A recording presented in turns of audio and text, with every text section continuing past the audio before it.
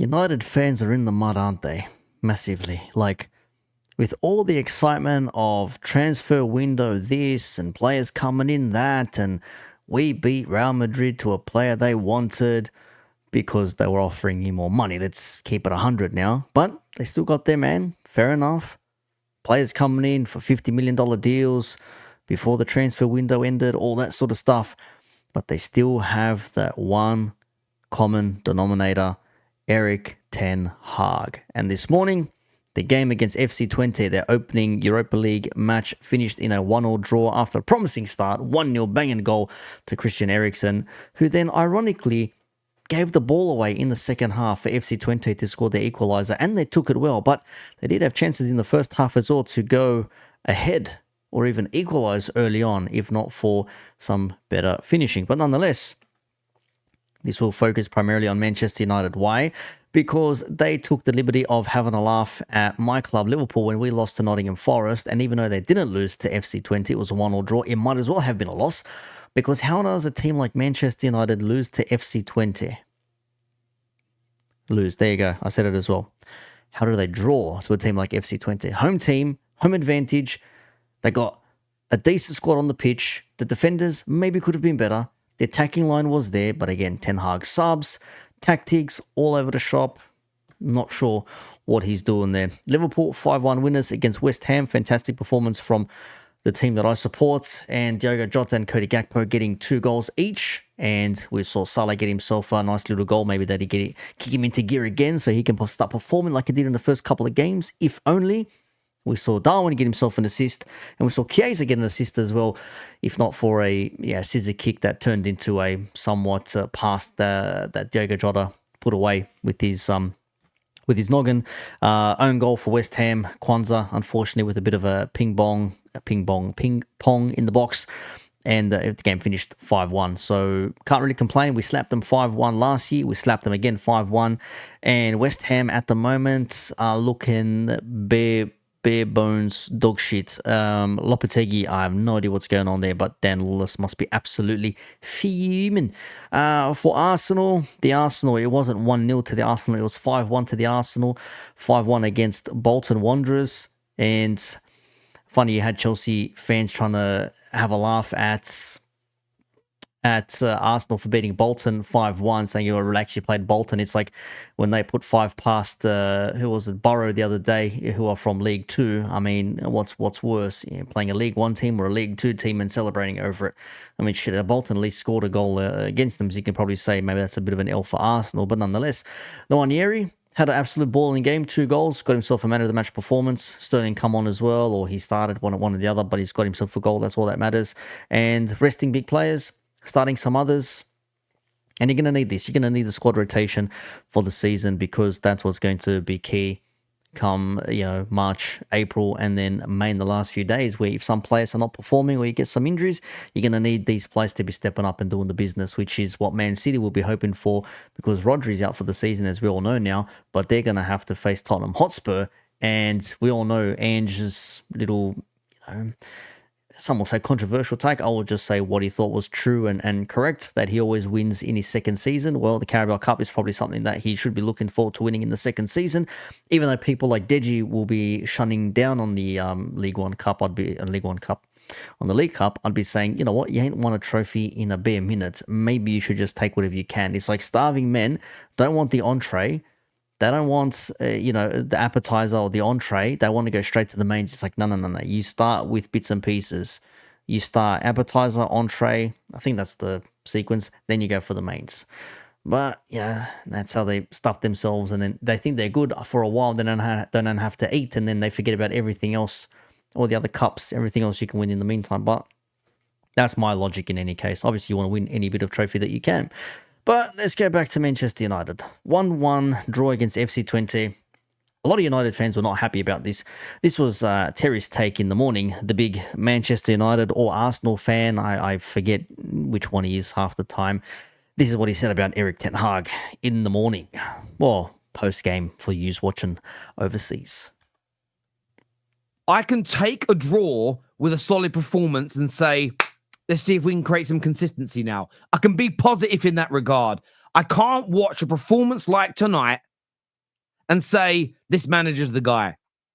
Because it was structural. It was the amount of space we afforded to FC20. That is tactical. And it is embarrassing. Very much is embarrassing. If there's one thing Manchester United give you, it's a lot of space. They might as well call themselves Star Trek. So much space for them, allowing the opposition to venture into. Now, speaking of that embarrassing, there was also this that come out just about an hour ago with the title stating embarrassing with 2 angry red-faced emojis. Well, what did Teza have to say here? All of this stems from our head coach, Eric Ten Hag. When Ineos kept him, I thought it was a mistake. But objectively, I said, I'm going to get behind it. I'm going to wait to see some of the fruits of this labour. And for me, I've tasted the fruit and it is sour. It is rotten. It is putrid. Men got gassed up after winning the FA Cup last season. They said, well, one person in particular said, you know this trophy thing, yeah? This ain't for everyone, brother. And all that sort of shit. But then they want to go back to papering over the cracks. Well, shit, why? You don't come here celebrating trophies and saying how you don't care for the trophies if your football is trash, but then say, but we've won more trophies with the most successful team in England. You can't have your cake and eat it too in this instance. Yeah, you got to pick one or the other. Either you don't want him there and then try bring another manager in who will give you better performances in the league and maybe subsequently in cups and Champions Leagues or Europa Leagues, etc., or you stick with him because you know there's a chance that he might win you a trophy of sorts come the end of the season, whether that be another League Cup or an FA Cup, Europa League, maybe. I mean, it's just the first game. Okay, they drew 1-1, like whatever. We can all laugh at them and have a giggle because, you know, they laugh at us when we draw, when we lose to teams we're probably not supposed to, so it's only fair that we give it back to them. Mind you, they still have Porto and Galatasaray to play, so that'll be interesting. Where's it, Fenerbahce? I can't remember. In any case, anything else that he said here? Ineos have to act.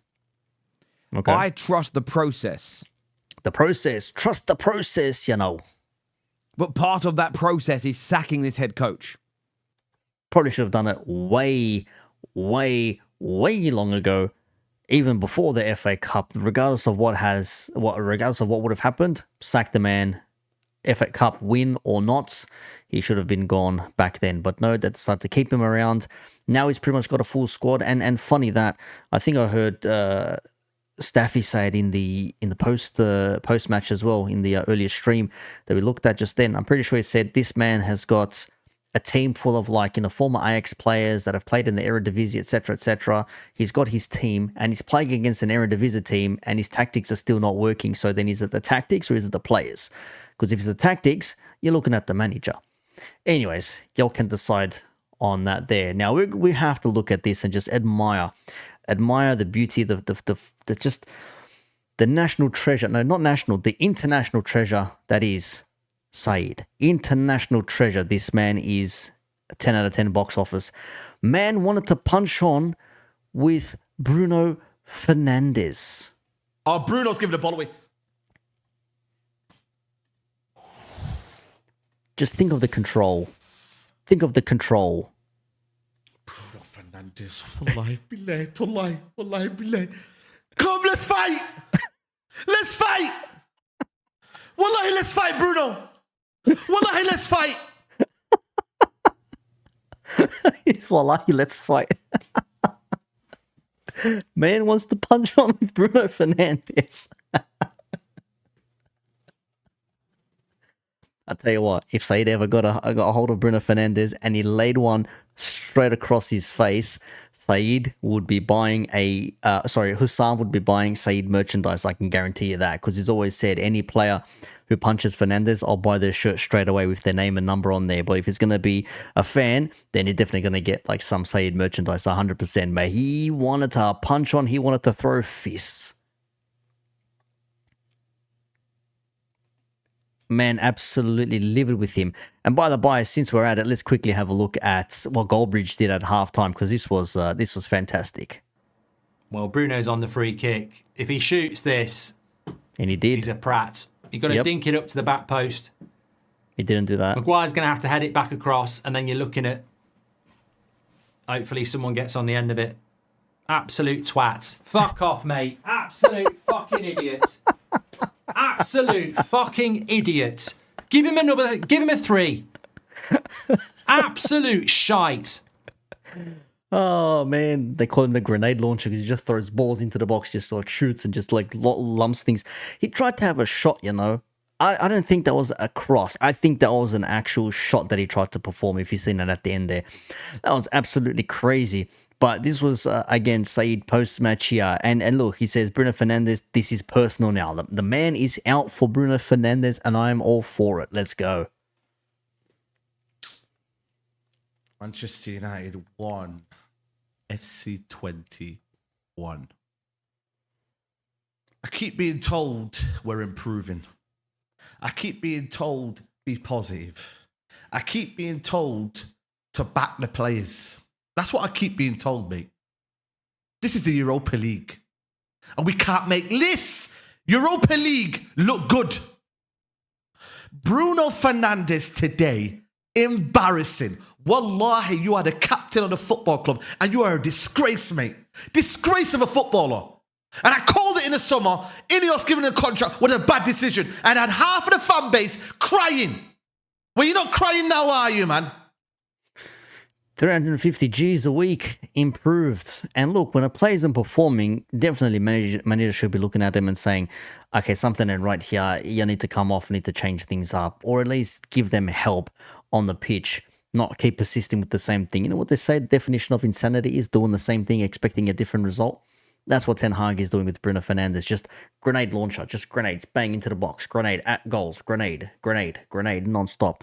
Ain't happening. Saeed is having none of that. Now, there are still some Bruno defenders out there, also some Ten Hag inners or Ten Hag defenders. I know KG had a bit of a back and forth with Owen on the United View post-match, and the comments were pretty much calling out KG, saying, bro, no sane person can keep putting up with this anymore. It has to be done. It is over. Done and dusted. It is over. Overrated individual who thinks about himself all the time, mate. Tonight, again, garbage. Tonight, again, not subbed off. Why? Favoritism? Why was he not subbed off? Favoritism. Bruno Fernandes is a detriment to Manchester United. He is. Hoofball, hoofball, hoofball. At the end, we got a free kick at the end. Get the ball in the box. We got players in the box. What does he decide to do? Make it all about himself again. Try to shoot. Why? You honestly despise. I despise Bruno Fernandes. Generally, it's personal now. It's personal. Because you know what it is, yeah? People eulogize this player. And this guy now has got this divine right to be in his team because he's a captain. Drop him now. Saeed's had enough. Drop Bruno Fernandes. It's personal. I'll have you on, mate. Let's go. 1v1. I'll have ya. I'm all for it. I'm all for it. Big up Saeed. International treasure Saeed. Let's go. What's next? Well, Cass, we have to give a little bit to Cass. Man loves to give it large or never a foul. And look, he knows what he's in for. He was having a back and forth again with the panel just an hour ago when I was watching a little bit earlier on. But someone called him Cass the Stallion for the twerking and shaking bums he was doing for his team. I think Deji said, you know, shaking your bum violently, and someone in the panel said Cass the Stallion. So that was a bit wild. But in any case, let's see what he had to say here. If not, enjoy it. Ten Hag, the cheek of this bald megamind bastard, yeah? The cheek to say that it's a shame that I have to hurt the ones that I love, yeah? That's right. The He did say cheek that. of it. And you set the team up with Eriksen and Bruno, who have 0 legs in them, who run like they got parachutes on, and then do nothing. One creates a goal and also gives away the goal, and the other one does absolutely nothing to contribute to the game and hasn't done so for a long time. The low howler. I don't even want to pinpoint players anymore. I can't be bothered. The reality is I can't be bothered. He's had enough. You can say, oh, but look at this player. Look at that player. Look at the fucking manager. Look at it. How long before Ineos decide to sack this absolute criminal of a terrorist? A lot of people are thinking the game against Tottenham Hotspur happening this weekend. I reckon that could be the game. If Ten Hag don't beat an Ange Postecoglou Tottenham Hotspur, it could be curtains. I mean, look, Tottenham haven't been that great themselves, and I know Deji wants to go on about the domination in the location and all that sort of stuff, but ultimately, Tottenham haven't been anything special. United have not been anything special either. So this is, a battle of the mid. Who reigns supreme? We shall see. If Tottenham don't get the win, if they lose or draw, I don't think it's the end of the world. There will be a lot of United fans who will be coming after Tottenham fans, Deji, etc., for, being Tottenham, shall we say, being Spursy.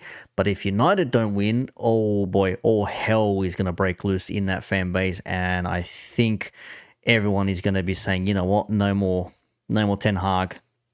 Thanks for coming, he's gone. Normally, Liverpool are the team that get managers sacked from Manchester United, but in any case, we'll see what happens come the weekend, because it will be very, very interesting. And of course, Tottenham have their Europa League game against Karabag in the morning, about 7 hours time from recording this. So yeah, we have to showcase rants going on a name of choice rant, because it was beautiful. He even called Manuel Ugarte Ugalaga, like he just runs around like Conor Gallagher. Incredibly insane. Let's have a look. We have to check out rants, because he went on a rant himself, 12 minutes and 5 seconds, cooking the whole team. Even Eriksen, who scored the goal, saying he's shit. Bruno slagging him off. Why is Garnacho coming on? He doesn't do well against low blocks, all this sort of stuff. Bring Casemiro back. Let's have a listen to what he said. I'll be real. Where's Casemiro? Where's Cas, bro? Where's Anthony? He's out. Like, we got these players. He wants Anthony to play. Oy. Anthony ain't getting minutes now. He's frozen them out. Imagine freezing Casemiro out of this team when you got flipping Ugalaga in the midfield. Ugalaga. He's got Ugalaga. Ugarte is now Ugalaga. So Manuel Ugarte, who is meant to be their defensive mid destroyer type of fella, now he just runs around everywhere and does nothing in the middle of the pitch. That's wow, okay. Kobe Mino, come on, driving into the box, trying to do step overs and flicks and that. I told man, bro, it wouldn't even be a bad idea to play this guy on the wing, bro, for a few games. It wouldn't be a bad idea. I said it before the game. People are like, nah, rants, bro. He might not be a winger, but neither is Grealish. Neither is Foden. Neither is Bernardo. And they've all played out there at some point, bro. Yeah, but the point is that Foden on the wings is wasted. Grealish is out on the left because his position in the middle is taken up, and that's what he has been trained to be, a winger of sorts. We use that term loosely. Don't know about Bernardo, if he's talking about Bernardo Silva, if that's who it is, but Bernardo Silva works better on the wing than what a Phil Foden would. At least that's what I can recall. He's way better in the final third than he is anywhere else. Give him a go there. We seen Pogba on the left, and that was the best Pogba that we saw. Give him a flipping go there, because he's better than Rashford at football. And at least if we play the ball into him on the wing, he'll connect with Xerxes. I'm tired. Man need to do something differently, bro. I came into this game not seeing a way that we wouldn't win this game, bro. I was saying, 2-0, we shouldn't concede and all that. Yeah, should have, could have, should have, would have, didn't. And these man played like absolute bumble holes. People are trying to tell me, oh yeah, like the pressing's improved, Rance. Has it? They were passing through our press very, very comfortably. Eric Ten Heisenberg, you remember that? Now, just quickly on that Ugalaga thing, he's calling Ugalaga, calling Ugarte Ugalaga. Well, if this tweet is to be his, which I believe it is his, 90.7k followers seems to be the one. Rants at Ransom Bands. He says, if United somehow managed to sign Rabiot on a free and Ugarte on loan, that's some shrewd business. So that means that you fancy these players. So he was keen on Ugarte on a loan, but now he's calling him Ugalaga. So maybe he doesn't actually rate him. That is quite mad, but that's rants, I suppose. And the chat as well, the comments as well were pretty much rightfully so, letting him have it. You can see there, yeah, respect Gallagher, balling in La Liga, Manuel Gallagher. Called someone as useless as a chocolate frying pan. People saying it was right all along. 600 million spent, can't even dominate FC20 at home. It's crazy. Ineos must be looking at this manager with some side eye. That's pretty bad. 20 are ranked 121st in Europe. That is insane. That is crazy. Yeah, Ten Hag 11th in the Premier League and 11th in the Europa League standings. Let's have a look now. A little bit of Liverpool news. Footy Judge Mo, he's doing the sarcasm. Liverpool are scary. Let's have a listen to what he said about my Reds. Liverpool are absolutely scary. Like, just nobody can tell me otherwise. Smashed West Ham at Anfield in the Carabao Cup. This is a shit West Ham, though. We have to realize it is a shit West Ham. Lopetegui has no idea what is happening. The players they have, they should be playing much better football. I mean, they still have Paqueta, Kudos, Bowen as well. They really need to be better than this. We were great as well. Don't get me wrong. The B team, as it were, stepped up, just like Arsenal's B team youngsters stepped up against Bolton. But you still have to beat what's in front of you. But West Ham were just shit. Now, that's not me downplaying my team. I think my team were fantastic. I think they were great. 5 goals in the game. Come on, brother. Outplayed. No doubt. But Mo's doing a little bit too much. 5-1.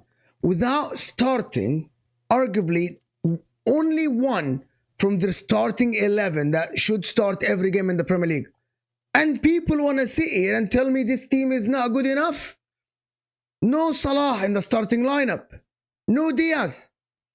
No Alisson, no Trent, no McAllister, no Gravenberch, no Alisson, and they still We got another Alisson? That's mad. put in a great performance. Liverpool under Arne Slot this season are absolutely cooking, and they are scary. Chiesa even played okay, played good. Cody Gakpo starred in this game. Diego Mo praising Chiesa. Interesting. Jota does what Diego Jota done. 2 goals Jota, 1 Mohamed Salah off the bench, 2 Cody Gakpo. Indo played in the middle, played all right, played well as a DM, as he played last season sometimes for Arsenal, for Liverpool, I'm sorry, all season, right? So absolutely no one can convince me otherwise. And West Ham put out a team. Yes, there's Danny Ings, but they put on Bowen, Alvarez, Kilman is there. What I said. West Ham are not a match. And these are the teams that Liverpool will face in the Premier League. Conor Bradley started. Simica started. Kwanzaa started. Gomez started. Curtis Jones started. And Liverpool still look like the same team. They still pass the ball around. They were the better team for the majority or even the most of the game. 100%. I'm sorry I cut it there, but like, yeah, otherwise you'll just keep on talking and there'll be no point of you watching the video yourselves. I get what Mo's doing. Great performance, utilizing the bench and everything else like that. But it's not just utilizing the bench. It's when the injuries happen. That's the question. That is the question for me. When the injuries start happening, because they will happen. If we go injury-free or minimal injuries to our key players, it'll be a fucking miracle if that happens. And it's not just that. You still need your players to be on form. You need the tactics to be spot on. And you need your players to be performing at adequate levels. If there's a drop-off and another player comes in and they're not at that same level, then there could be some problems in there. That's why I'm cautious. Some other Liverpool fans are cautious at the moment. I'm not saying we don't have what it takes. But for me personally, I don't think we have what it takes to go the distance. We have what it takes for a cup, make a final or something, 100%. Maybe take it through to March, April perhaps. But again, like last season, me personally, I just think there could be a drop-off. I hope there isn't. And look, Man City being a little bit weakened at the moment, January, they'll probably buy some players. In January, we also should be looking at some players. Arsenal, maybe they'll finally get a striker depending on what happens on their goal fortunes. But as long as their defense is doing their business, they might be okay. But for my Liverpool Reds, I'm not buying it just yet. Call me pessimistic, call me, unhappy or mopey or whatever. I'm not mopey. I'm just cautious because I've seen this movie before, and until I'm proven, or not I'm proven, but until it has been proven otherwise, I'll be thinking we're a good team, but we don't have that little bit extra to go all the way. If we're there or thereabouts in January and we bring some players in of high quality, maybe I might change my mind and we'll see what happens. But we'll see where we're at by the time that point comes. But in any case, that's it for this video here. You let me know your thoughts down below. Links posted as well to the videos we saw in the description. You'll have yourselves a good Friday and a good weekend, and I'll catch yous on the next one. Peace out.